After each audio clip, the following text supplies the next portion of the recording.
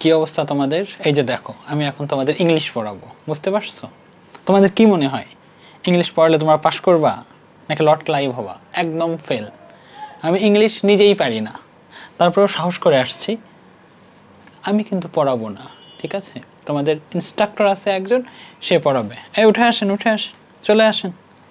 সে Dhaka university জয় করে এখন এখানে আসছে ক্ষমতা দেখাইতে।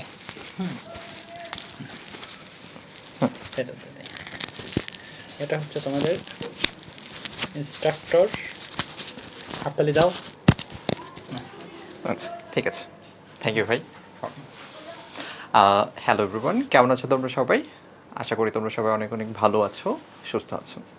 তো আমি আজকে তোমাদের হয়তো ফার্স্ট ক্লাস নিচ্ছি। এখন থেকে ইংলিশের যে বিষয়গুলো আছে ওইগুলো আমিই দেখবো তোমাদের সাথে। তো যেহেতু আমি ফার্স্ট ক্লাস নিচ্ছি, আমি ছোটো করে যদি আমার বিষয় একটু বলি। আমি জুয়েল আহমেদ, পড়াশোনা করছি ঢাকা বিশ্ববিদ্যালয়ের ইংরেজি বিভাগে। সো এতদিন পর্যন্ত যেটা হয়েছে, তোমরা এই চ্যানেলটাতে সায়েন্সের যেই প্রবলেমগুলো আছে তোমরা সবগুলো প্রবলেমই হয়তো প্রবলেমের উপরই ক্লাস পেয়েছো এবং সায়েন্সের বিষয়গুলোতে অনেক বেশি হেল্প পেয়েছো। তো আমি যেটা দেখেছি যে আমার যে এক্সপিরিয়েন্স আছে ওই এক্সপিরিয়েন্স থেকে তোমরা যারা সায়েন্সে আছো তারা হচ্ছে সায়েন্সের সাবজেক্টগুলোতে মোটামুটি ভালো করে প্রিপারেশন নেওয়ার ফলে ইংলিশ, বাংলা বা নন মেজর যেগুলোতে আছো ওইগুলোতে কিন্তু তোমরা খুব ভালো প্রিপারেশন নাও না। তো এর ফলে যেটা হয় যে যখন তোমার সায়েন্সের সাবজেক্টগুলো ভালো করে কিন্তু ইংলিশে অনেক খারাপ করে ফেলো, ওভারঅল যে রেজাল্টটা আছে অনেক বেশি ফল ডাউন করে ফেলে। সো আমরা যেটা করব, এখন থেকে ইংলিশের রেগুলার ক্লাস দেওয়ার চেষ্টা করব তোমাদের। তো আজকে আমরা খুব গুরুত্বপূর্ণ একটা বিষয় নিয়ে এসেছি। সবচেয়ে শুরুতে যেই বিষয়টা তোমাদের জন্য দরকার, যে আসলে এইচএসসি তোমরা যারা এসএসসি পরীক্ষা দিচ্ছ এসএসসির মানবন্টনটা আসলে কেমন হবে। তো এইটা নিয়ে অনেকের মধ্যে কিন্তু কনফিউশন কাজ করছে, কারণ অনেকেই তোমরা জানো না যে এসএসসি 2026 এবং 27 সালে যে মানবন্টন এটা কিন্তু চেঞ্জ হয়েছে। হ্যাঁ, তো এখানে আমরা আজকে যে চেঞ্জগুলো এসেছে ওই বিষয়গুলো নিয়ে দেখব এবং তোমরা কিভাবে তোমাদের সুন্দর একটা প্রিপারেশন, গোছানো একটা প্রিপারেশন রাখতে পারো সেই বিষয়টা আমরা দেখব। তো ফার্স্ট অফ অল আমরা যদি একটু দেখি, আমরা আজকে ফার্স্ট পেপার এবং সেকেন্ড পেপার দুইটা বিষয় নিয়ে আলোচনা করব। এর মধ্যে প্রথম যদি আমরা ফার্স্ট পেপারের বিষয়টা একটু খেয়াল করি তাহলে আমরা এখানে কিছু চেঞ্জেস দেখতে পাবো। ফার্স্ট অফ অল আমরা দেখি যে এখানে কি কি পার্ট থাকবে।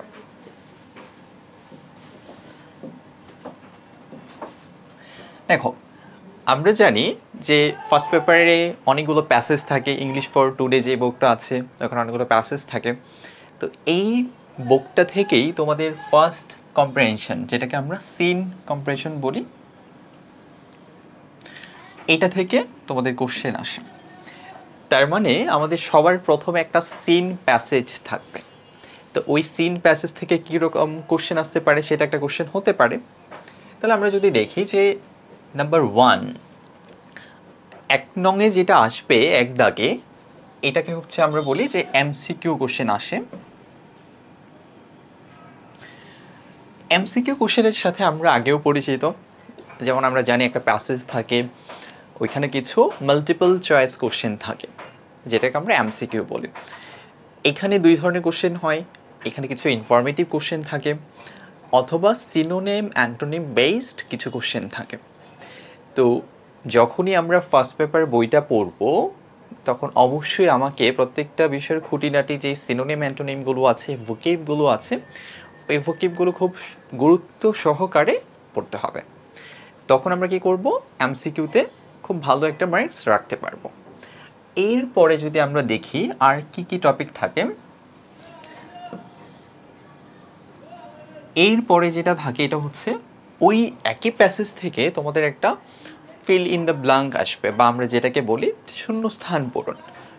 এটা অবশ্যই আসবে উইদাউট লো। হ্যাঁ, আমরা উইথ লো এবং উইদাউট লো দুইভাবেই ফিল ইন দ্য ব্ল্যাঙ্ক পড়েছি, কিন্তু প্যাসেজ থেকে 2 নংয়ে যেটা আসবে এটা আসবে উইদাউট লো, মানে উপরে কোনো বক্স থাকবে না, কোনো ওয়ার্ড থাকবে না। তো এইটা পারার জন্য আমাকে যেটা করতে হবে, একটু ভোকেভ রিলেটেড যে কোশ্চেন্সগুলো আছে বা নিজেদের ভোকেভে দক্ষতাটা অনেকটা বাড়াতে হবে। কারণ এখানে ক্রিয়েটিভ কিছু কোশ্চেন আসে যেগুলো কেবল তুমি অনেক বেশি ভোকেব পারলে খুব সহজে অ্যান্সার করতে পারবে। সো এরপরে যেটা আসবে তোমাদের অ্যান্সারিং কোশ্চেন, এটাও সাথেও আমরা অনেক পরিচিত, কারণ আমরা ক্লাস 6 থেকেই একটা প্যাসেজ থেকে তোমার অ্যান্সারিং কোশ্চেন করে আসছি। তো অ্যান্সারিং কোশ্চেনে তোমাদের থাকবে 10 মার্কস, আর আমরা জানি যে এমসিকিউতে থাকে এখানে 7 মার্কস। সেকেন্ড নঙ্গে যেটা থাকে গ্যাপ ফিলিং, এটা হচ্ছে 5 মার্কস, এবং অ্যান্সারিং কোশ্চেন হচ্ছে 10 মার্কস। তো এই যে অ্যান্সারিং কোশ্চেন, এখানেও 2 ধরনের কোশ্চেন হয়। আমরা জানি যে এখানে কিছু ইনফরমেটিভ কোশ্চেন আসে, যেমন তোমাকে বলবে যে ধরো বঙ্গবন্ধু কত সালে জন্মগ্রহণ করেছিল, বা রবীন্দ্রনাথ ঠাকুর কত সালে জন্মগ্রহণ করেছিল। তো এই ধরনের বিষয়গুলো কিন্তু প্যাসেজে একদম ডিরেক্টলি কিন্তু থাকে। ওই অ্যান্সারগুলো আমরা কি করি, প্যাসেজ থেকে খুঁজে খুঁজে বের করতে পারি। একইভাবে আরও কিছু কোশ্চেন আসে, তোমরা প্রায় খেয়াল করে দেখবা যে তোমাকে বলবে what do you mean by, একটা ফ্রেজ, একটা লাইন তুলে দেওয়া হবে। এগুলোকে বলা হয় বিশ্লেষণমূলক বা অ্যানালাইটিক কোশ্চেন। তো ওই জায়গায় কিন্তু আমরা আসলে ভালো করতে পারি না, কারণ ওইখানে ওই অ্যান্সারটা কি করা থাকে না, প্যাসেজে কিন্তু ডিরেক্টলি থাকে না। ওইটা তোমাকে কি করতে হয়, নিজের ভাষায় লিখতে হয়, ফ্রি হ্যান্ড স্কিলে লিখতে হয়। তো অবশ্যই আমাদের ফার্স্ট পেপারে ভালো করার জন্য, বিশেষ করে কোশ্চেন্স অ্যান্সারে ভালো করার জন্য, আমাদের ফ্রি হ্যান্ড যে স্কিলগুলো আছে ওই স্কিলে খুব ভালো হতে হবে এবং পারদর্শী হতে হবে। আচ্ছা, তাহলে এই যে আমরা দেখলাম যে সিন প্যাসেজ 1, এই সিন প্যাসেজ 1 থেকে তোমাদের টোটাল মার্কস থাকে 22। এখানে এমসিকিউ 7 মার্কস থাকে, gap filling 5 marks, and answering question থাকে 10 মার্কস। টোটাল হচ্ছে ফার্স্ট প্যাসেজটা থেকে তোমাদের 22 মার্কস থাকবে। এরপরে আমাদের হচ্ছে আরেকটা সিন কম্প্রিহেনশন আসবে, তার মানে আরেকটা সিন প্যাসেজ আসবে। তো আমরা একটু দেখে নিই যে সেকেন্ড সিন প্যাসেজে আমাদের টপিকগুলো কি হবে। ফার্স্ট অফ অল, এটা হচ্ছে 4 নংয়ে থাকবে ইনফরমেশন ট্রান্সফার। তো এটা মানে হচ্ছে যে তোমার কিছু শূন্যস্থান থাকবে, ওইখানে আমাকে কি করতে হবে, কিছু ইনফরমেশন টেক্সট থেকে বসাতে হবে। ধরো এখানে হচ্ছে বার্থ প্লেস থাকতে পারে, ধরো বলছে রবীন্দ্রনাথ, দেন আরেকটা শূন্যস্থান দিয়ে বলছে যে বার্থ প্লেস। তার মানে আমাকে কি লিখতে হবে, যে রবীন্দ্রনাথের বার্থ প্লেসটা কোথায় আসলে। বা যদি বলে যে টাইম বলে, তাহলে ওই টাইমটা আমাকে লিখতে হবে যে রবীন্দ্রনাথ কত সালে জন্মগ্রহণ করেছিলেন। তো এরকমভাবে কি করতে হয়, আমাকে প্যাসেজ থেকে, আই রিপিট, প্যাসেজ থেকে কি করতে হয়, 5টা ইনফরমেশন এখানে লিখতে হয়। এখানে আমাদের থাকে 5 মার্কস। এরপরে যে টপিকটা থাকে আমাদের 5 নংয়ের, এটা হচ্ছে সামারি রাইটিং। তো এইখানে আমরা একটা বিষয় খেয়াল করে থাকি যে তোমরা প্রায় সময় কি করো, যে প্যাসেজ থেকে কিছু গুরুত্বপূর্ণ ইম্পর্টেন্ট লাইন এখানে তুলে দাও। তো এইভাবে যদি সামারি লিখো, তুমি কখনোই সামারিতে ভালো নাম্বার পাবা না।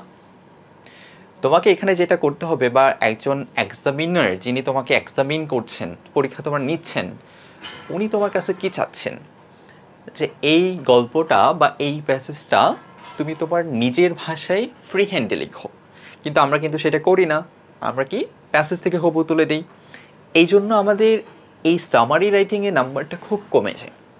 তো আমি যখন তোমাদের ক্লাস নিব ফার্স্ট পেপার, তখন অবশ্যই চেষ্টা করব যে মুখস্থ না করে বা প্যাসেজ থেকে হুবহু না নিয়ে তুমি যাতে নিজের ভাষায় লিখতে পারো, ফ্রি হ্যান্ডে যাতে লিখতে পারো।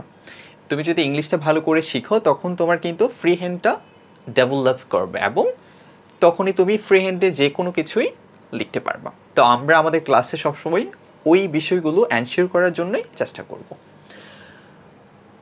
তার মানে সামারি রাইটিংয়ে আমাদের থাকবে 10, সামারি রাইটিংয়ে থাকবে 10। এরপরে 6 নংয়ে যেটা থাকবে ম্যাচিং। তো এটা খুবই একটা সহজ টপিক। হ্যাঁ, যেমন আমরা জানি, আমরা ছোটবেলা থেকে 6 থেকে এটা করে আসছি যে একাধিক কলাম থাকে, কলাম A B C এরকম থাকে, 3টা কলাম থাকে ফার্স্ট পেপারে। তো এটা হচ্ছে ম্যাচিং, যে কোন কলামের সাথে কোন কলামটা ম্যাচ করছে এরকম। তো এরকম ম্যাচিং থাকে হচ্ছে 5 মার্কস, 5 মার্কস থাকে। আচ্ছা, এরপরে আরেকটা টপিক যেটা থাকে রিয়ারেঞ্জ। এটা তোমাদের জন্য খুব ইম্পর্টেন্ট। ইম্পর্টেন্ট কেন? এই ফার্স্ট পেপারে এই টপিকটা, হ্যাঁ, এই টপিকটা তোমার নাম্বারকে অনেক বেশি বাড়াই দিতে পারে। ধরো তুমি A পাওয়ার মতো, কিন্তু তোমাকে A+ পাওয়াই দিতে পারে। আবার একইভাবে এই টপিকটা তোমার নাম্বারটাকে অনেক বেশি কমাই ফেলতে পারে। কমাই কীভাবে ফেলতে পারে? কারণ এটা যদি হয়, তোমাকে এখান থেকে নাম্বার কাটতে পারবে না, তোমাকে 8 থেকে 80 দিতে হবে। আবার যদি ভুল হয়, দেখা গেছে তোমার 2টা ভুল হয়েছে, তাহলে 4টা 5টা ভুল হয়ে যাবে এরকম। সো এই টপিকটা তোমাকে খুবই ইম্পর্টেন্স দিয়ে গুরুত্ব সহকারে তারপর পড়তে হবে। তার মানে এখানে যদি আমি রিয়ারেঞ্জে 8 মার্কস ফুল রাখতে পারি, তাহলে কিন্তু আমার ইংলিশ ফার্স্ট পেপারে A+ পাওয়াটা খুবই সহজ হয়ে যাবে। তার মানে আমরা দেখছি রিয়ারেঞ্জ থেকে কত মার্কস থাকে? রিয়ারেঞ্জ থেকে থাকে 8 মার্কস। তার মানে আমরা দেখছি যে সেকেন্ড যেই কম্পারিশন থাকে, সেকেন্ড যেই প্যাসেজ থাকে, ওই প্যাসেজ থেকে তোমাদের টোটাল মার্কস কত হচ্ছে?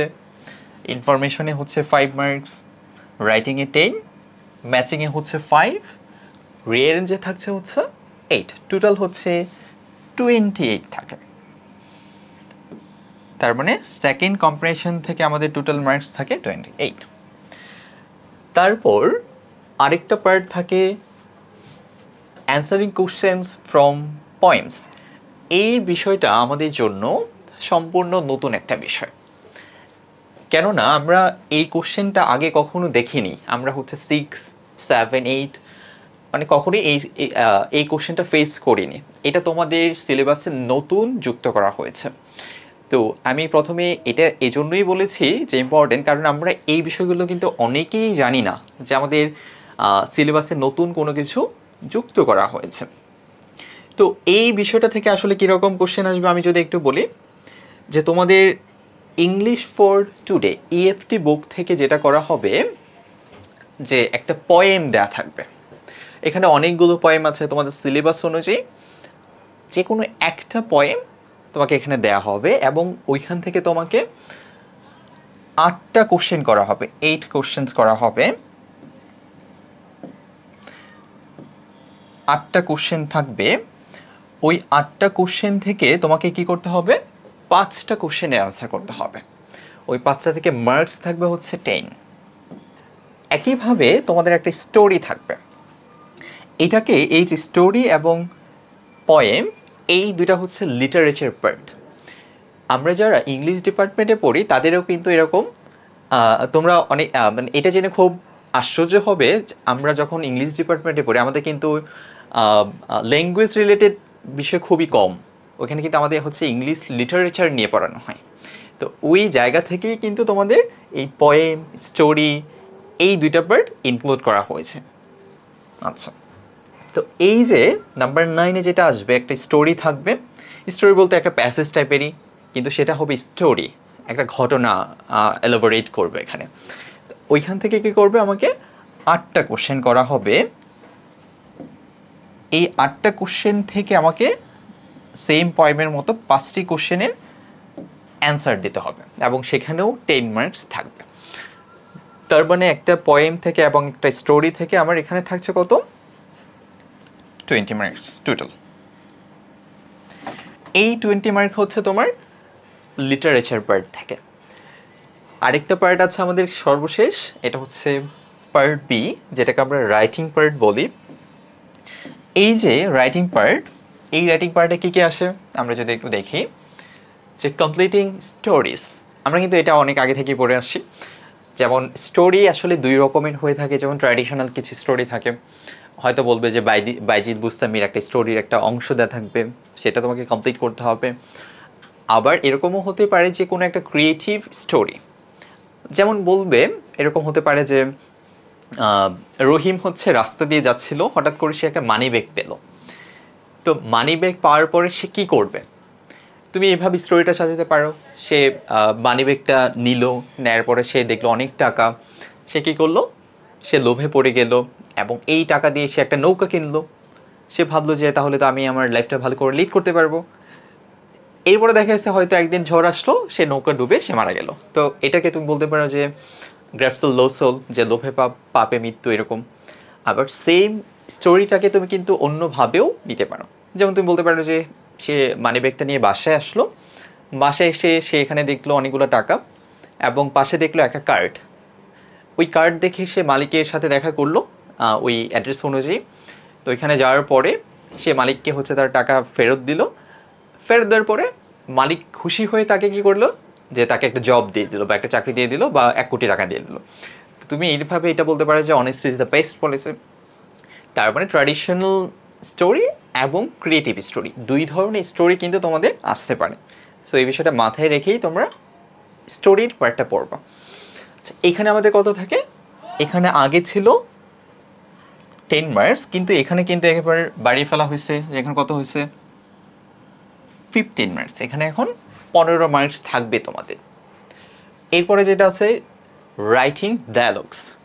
ডায়ালগস মানে হচ্ছে দুইজনের মধ্যে যে কনভারসেশন হয়, বলবে যে write a dialogue between you and your friend about the importance of tree plantation হতে পারে, এরকম। তো আমরা জানি ডায়ালগে আগে কত থাকতো, 10 থাকতো, কিন্তু এইবার কিন্তু সেই মার্কসটাকে বাড়িয়ে 15 করা হয়েছে। 15 করা হয়েছে। তার মানে আমাদের রিটেন পার্টে টোটাল যে মার্কসটা থাকছে এটা হচ্ছে 13। সো এইখানে যতগুলো টপিক আছে আমরা 3 ধরনের এখানে কোশ্চেন পাই।